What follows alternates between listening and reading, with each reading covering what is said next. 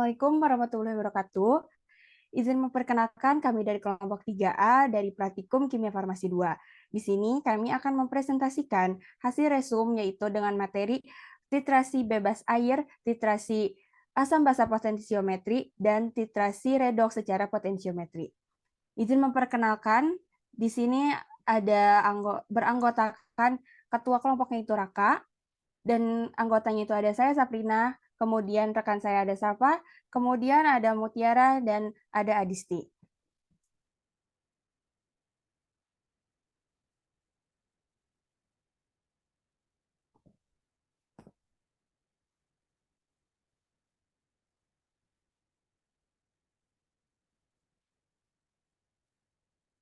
Baik, baik di sini untuk pembagian pematerinya itu ada Mutiara di sini sebagai pembacaan materi kedua, untuk Sapa pembacaan materi pertama, dan untuk Adisti itu pembacaan materi ketiga.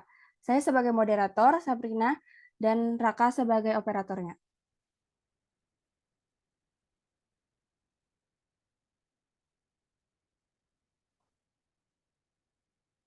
Baik, dilanjut untuk pembacaan materi pertama, titrasi bebas air dibacakan oleh rekan saya, oleh Sapa. Baik, izin memperkenalkan diri, saya Safa sebagai pemateri pertama. Di sini saya akan menjelaskan tentang titrasi bebas air. Dari pengertiannya tersendiri, titrasi bebas air yaitu titrasi yang menggunakan pelarut organik sebagai pengganti air dan dengan pelarut organik tertentu. Kekuatan asam basa lemah dapat diperbesar sehingga memungkinkan untuk dapat dititrasi dengan hasil yang memuaskan.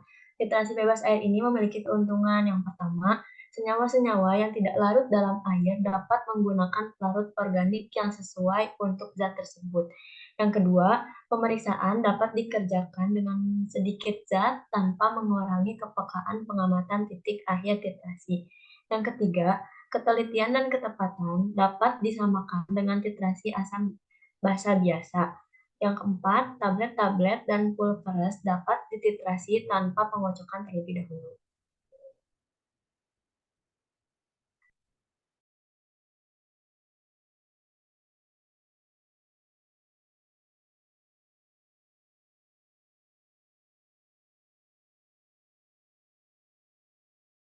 Alkaloid yang ketiga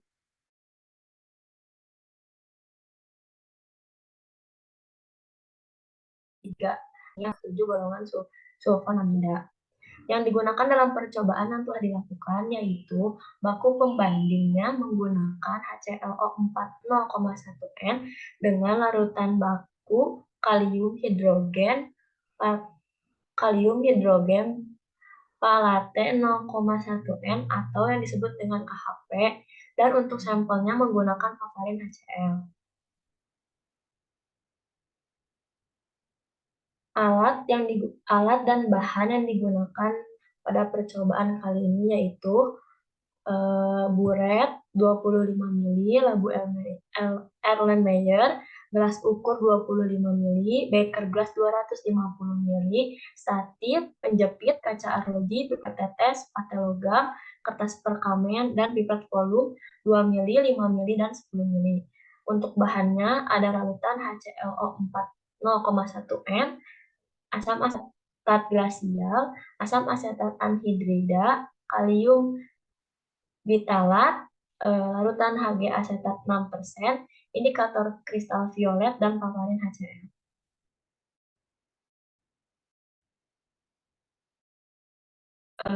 Adapun prosedur percobaan yang dilakukan pada saat percobaan kemarin sebagai berikut. Yang pertama, melakukan pembakuan larutan HClO4 0,1N dengan KHP 0,1N. Yang kedua, validasi metode analisis paparin HCl. Yang ketiga, penetapan kemurnian. Hasil analisis yang didapatkan pada saat percobaan itu yang pertama, hasil pembakuan sebagai berikut dengan rata-rata normal HCl O4 hasil pembakuan yaitu 0,1006 N. Dengan rumus perhitungan, sebagai berikut. Yang kedua yaitu hasil penentuan validasi metode analisis. Yang ketiga yaitu persen kemurnian hasil penetapan kemurnian.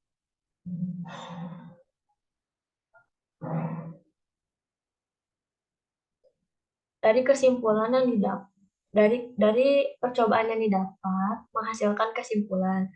Pertama, prinsip percobaan TBA yaitu menetapkan kadar secara volumetrik berdasarkan reaksi basa lemah dengan asam kuat dalam pelarut organik. Yang kedua, rata-rata normalitas HClO4 hasil pembakuan adalah 0,1006 N. Yang ketiga, metode analisis paparin HCl dinyatakan valid karena nilai persen L berada dalam rentang 98% sampai 102,0%, yaitu 99,922% dan persen RSD yaitu 1,485%. Zat aktif sampel paparin HCl tidak memenuhi persyaratan kemurnian karena tidak berada dalam rentang yang didapatkan yaitu sebesar 111,28993%.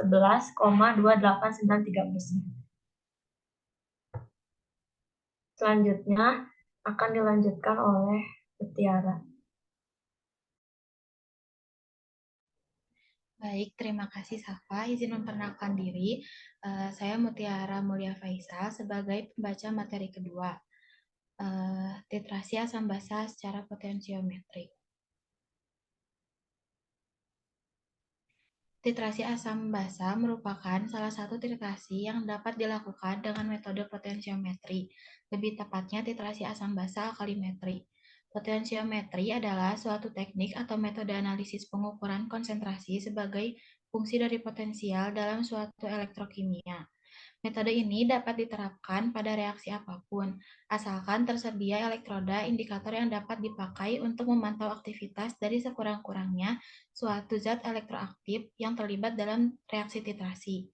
Pada titrasi asam basa secara potensiometri, titik akhir titrasi ditentukan dengan cara menghitung lonjakan pH yang terlihat pada kurva hubungan nilai pH dengan volume titran yang digunakan.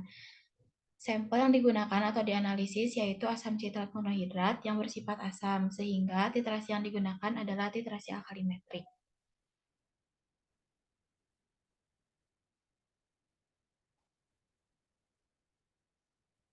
Alat dan bahan yang digunakan, alatnya potensiometri, elektroda pengukur atau indikator platina, elektroda pembanding kolomel, pH meter, magnetic stirrer, pengaduk, buret, alat-alat gelas larutan. Bahan yang digunakannya yaitu NaOH 0,1 N, asam oksalat 0,1 N, indikator fenoktalein, asam sitrat monohidrat, dan aquades.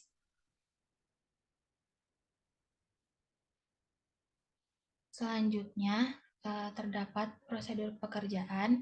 Yang pertama, melakukan pembakuan larutan NaOH 0,1 N. Yang kedua, melakukan penetapan kemurnian asam sitrat monohidrat secara titrasi konvensional.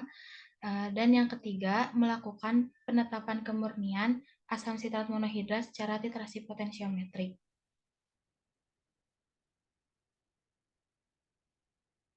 Berikut hasil dari praktikum percobaan. Yang pertama, terdapat hasil pembakuan. Yang kedua, hasil penetapan kemurnian asam sitrat monohidrat secara titrasi konvensional.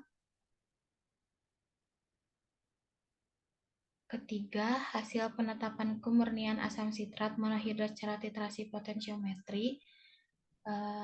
Yang terakhir, berat asam sitrat dalam sampel dan presentasi kemurniannya.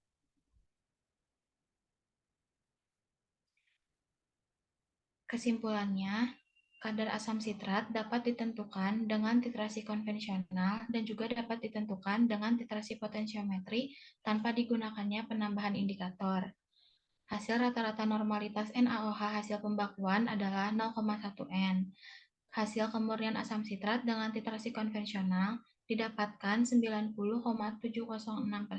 maka sampel dapat dikatakan tidak memenuhi persyaratan kemurnian karena tidak berada dalam rentang 99,5% sampai 100,5%. Hasil kemurnian berat asam sitrat didapatkan 44,35%, maka sampel dikatakan tidak memenuhi persyaratan kemurnian karena tidak berada dalam rentang 99,5% sampai 100,5%.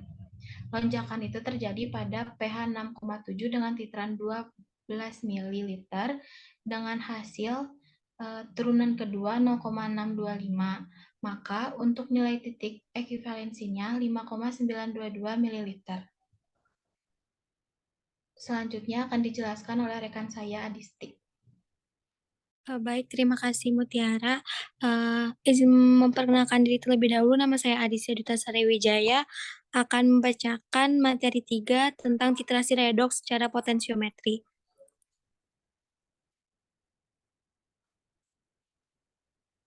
Pengertian titrasi redoks adalah penetapan kadar reduktor dan oksidator berdasarkan atas reaksi reduksi dan oksidasi, di mana reduktor akan teroksidasi dan oksidator akan tereduksi.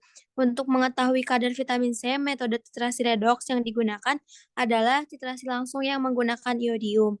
Vitamin C mempunyai potensial reduksi yang lebih kecil daripada iodium, sehingga dapat dilakukan titrasi langsung dengan iodium.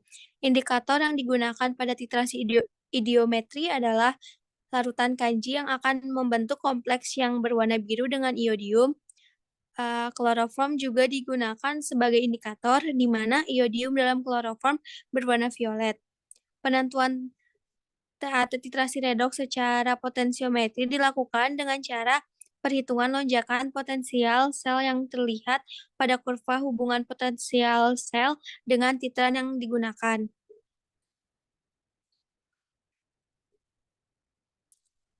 Untuk alat dan bahannya, alat yang pertama potensiometri, yang kedua elektroda pengukur atau indikator platina, yang ketiga elektroda pembanding kolomel, yang keempat pH meter, yang kelima magnetic stirrer, yang keenam pengaduk, yang ketujuh biuret, yang terakhir alat-alat gelas larutan iodium 0,1 N.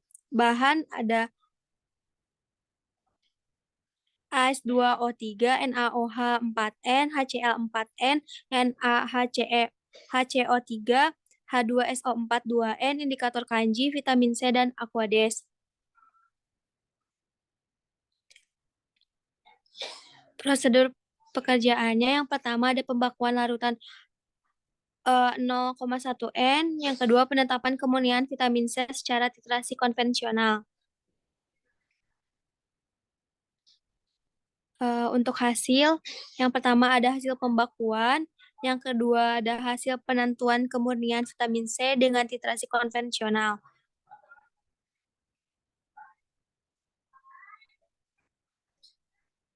Kemudian ada hasil penetapan kemurnian vitamin C secara titrasi potensiometri. Yang ketiga ada berat vitamin C dalam sampel dan persentase kemurniannya.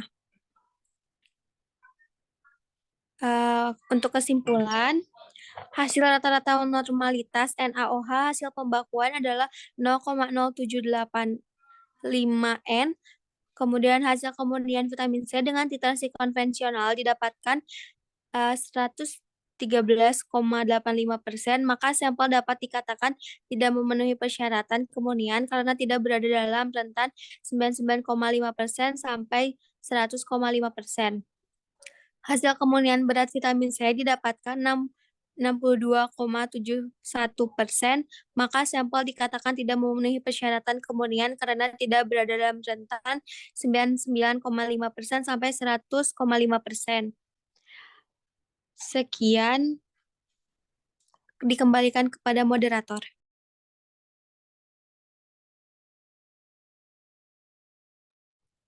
Baik, terima kasih kepada rekan-rekan saya yang telah membacakan materi-materinya.